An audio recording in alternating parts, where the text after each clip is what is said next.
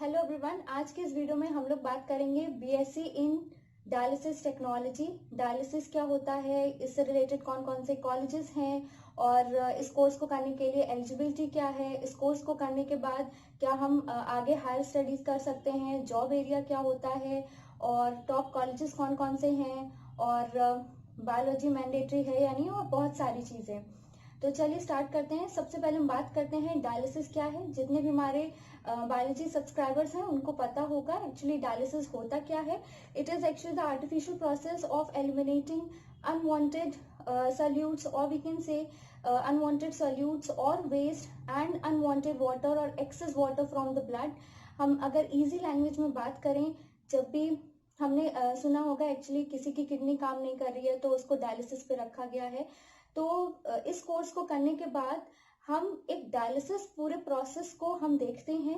ठीक है, डॉक्टर्स का तो काम अलग होता ही होता है, साथ में जिन्होंने ये कोर्स किया होता है उनकी यहाँ पर पोजीशन बहुत हाई होती है, उनका ही मेन काम होता है यहाँ पर।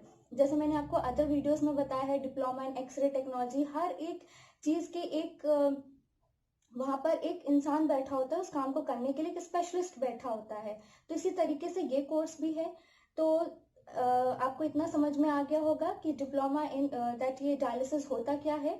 अगर हम बात करते हैं कि क्या इसको करने के लिए बायोलॉजी मैंडेटरी है, तो हाँ, इसको करने के लिए आपके पास 10+2 में बायोलॉजी होना चाहिए। अगर हम बात करते हैं एलिजिबिलिटी क्या है, तो 10+2 किया हो आपने।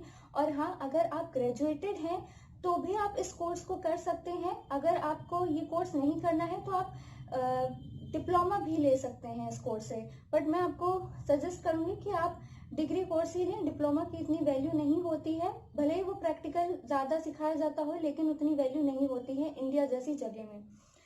सेकेंड थिंग इज ड्यूरेशन क्या होता है। ऑफकोर्स 3 साल होता है।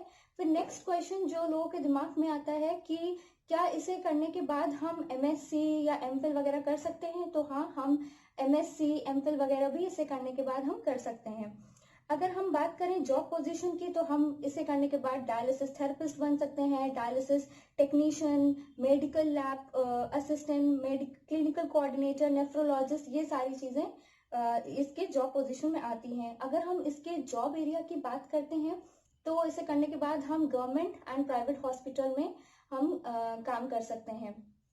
और अगर हम बात करते हैं एडमिशन प्रोसेस की, जो मैं बताना भूल गई थी, एडमिशन प्रोसेस, तो देखिए प्राइवेट में क्या होता है कि मेरिट के बेसिस पे होता है, 10+2 के मार्क्स देखे जाते हैं आपके, उसके बेसिस पे आपका होता है। और गवर्नमेंट एग्जाम देने के लिए आपको वहां पर ना एंट्रेंस ही होता है, वहां पर मेरिट बहुत कम चलता है, तो एंट्रेंस की प्रिपरेशन आपको करनी पड़ेगी।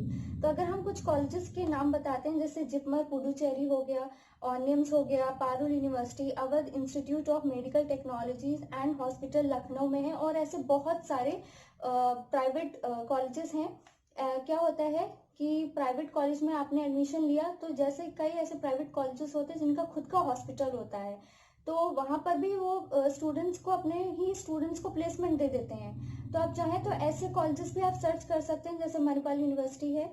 ठीक है, अब हम बात करते हैं सिलेबस की, कि हमें क्या क्या चीजें इसके अंदर पढ़नी होंगी, वो जानना बहुत जरूरी है। नाम तो देखने में बहुत अच्छा लग रहा है, डायलिसिस टेक्नोलॉजी, मतलब एक मेडिकल से रिलेटेड ये कोर्स है। तो हमें उससे पहले, ये करने से पहले, हमें इसके सिलेबस के बारे में पता होना चाहिए कि इस एडमिशन लेने के बाद हमें क्या क्या चीजें पढ़नी पड़ेंगी। ठीक है, तो जैसे अगर हम बात करते हैं फर्स्ट ईयर की, तो जैसे history and types of dialysis आपको पढ़ने को मिलेगा, principles of dialysis, basic human anatomy, renal diseases, physiology and anatomy of human kidney, vascular access for dialysis, hemodialysis machine, anticoagulation, ये सारी चीजें आपको पढ़ने को मिलेंगी फर्स्ट ईयर में। अगर हम सेकेंड ईयर की बात करें, मैं कुछ ही चीजें लिख रही हूँ, जैसे management of complications in dialysis, concept of dialysis, medical terminologies, ये सारी चीजें आपको सेकेंड ईयर में पढ़ने को मिलेंगी। थर्ड ईयर की बात करें तो safety and sanitation, microbiology and pathology, applied microbiology, dialysis equipment and final project, तो ये सारी चीजें होती हैं। तो आई होप सो ये वीडियो आपके लिए हेल्पफुल रहा होगा। अगर आपको ये वीडियो पसंद आया, आपके लिए यूजफुल था, तो प्लीज लाइक कर देना, और चैनल को अगर आपने सब्सक्राइब नहीं किया है तो सब्सक्राइब कर देना। इसी तरीके से मैं आगे और भी वीडियोस लेकर आने वाली हूँ जो लोग अभी 11th स्टैंडर्ड में हैं, 12th स्टैंडर्ड में हैं, और जो ग्रेजुएटेड भी हैं या ग्रेजुएशन कर रहे हैं उनके लिए भी यूजफुल होगा। Thank you so